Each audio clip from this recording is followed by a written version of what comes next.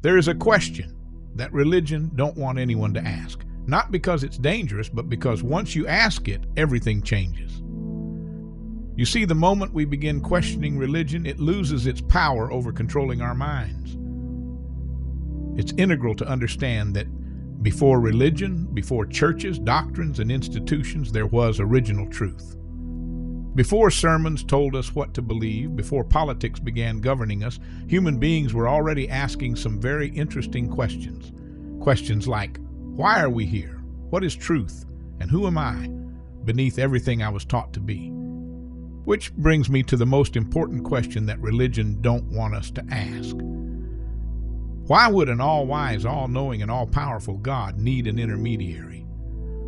The reason why this question is so detrimental to religious power is because it reveals how religion as an institution doesn't survive on belief alone. It survives on mediation. Clergy, doctrine, scripture, hierarchy, rituals, sacraments, rules, and fear-based consequences all depend on one core assumption. You need us to access meaning, truth, salvation, and ultimately God.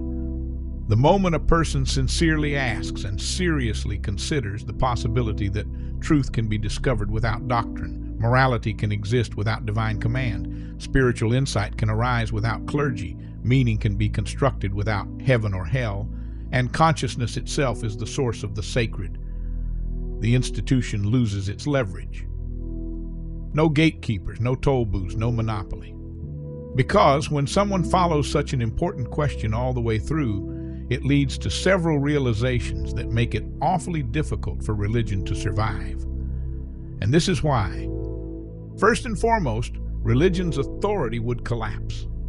And that's because people would start recognizing that an omnipotent God doesn't need a worldly and/or human institution to function. So when religious leaders claim exclusive access to God, what we are actually witnessing is not divine authority, it's human ambition, it's control, and it's the pursuit of power dressed up as faith. Secondly, fear would lose its grip on people, because if punishment and reward are not controlled by a system, fear-based obedience weakens. Thirdly, Scripture would become more symbolic and surely not absolute. Its text would shift from unquestionable truth to human documents shaped by culture, power, and politics.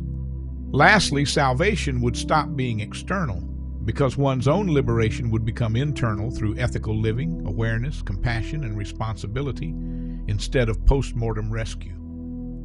Those four facts are the very reasons why religions discourage people from asking such an enlightening question. However, it's clever enough to mitigate the power of that question without directly addressing it. For example, surely you've noticed how often religion frames doubt as sin, calls questioning pride, elevates faith over factual evidence, warns against relying on your own understanding, and it certainly equates one's obedience with virtue. But know this, those are not spiritual safeguards, they are control mechanisms. Because once someone genuinely asks, why would an all-wise, all-knowing, and all-powerful God need an intermediary? They no longer need permission to think, feel, or awaken. The quiet truth beneath it all reflects how people don't usually stop believing in religion because of rebellion.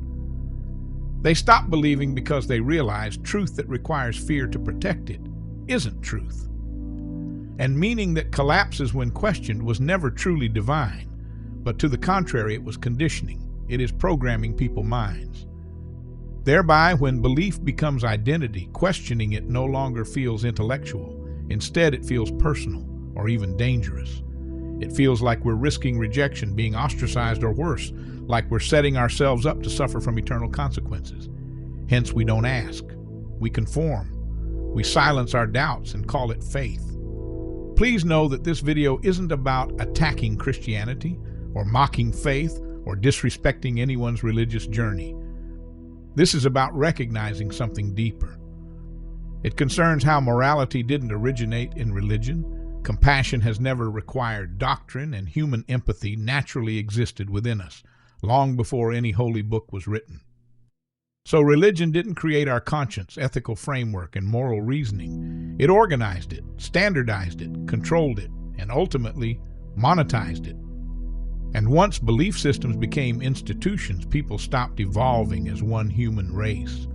History shows us a repeating pattern. When religious belief merges with political power, truth becomes negotiable. Facts are no longer discovered, they are curated. Reality is no longer examined, it is edited. And when evidence threatens authority, belief and ideology step in to manufacture permission to deny it. This is how politics and religion didn't merely distort truth but openly reinvented it, giving rise to what is now called alternative facts. Presently, religion is telling us what to believe, while politics is governing our activities and telling us who's controlling power. Together, they tell us who to obey on earth. But imagine a world where compassion mattered more than creed, where empathy mattered more than ideology, where truth wasn't filtered through fear. What could humanity become if we stopped outsourcing our moral responsibility? Also, it's important to know that deprogramming isn't destruction. It's remembering our inner compass, our moral awareness, and ethical framework we are naturally born with. It's remembering how truth doesn't demand blind loyalty.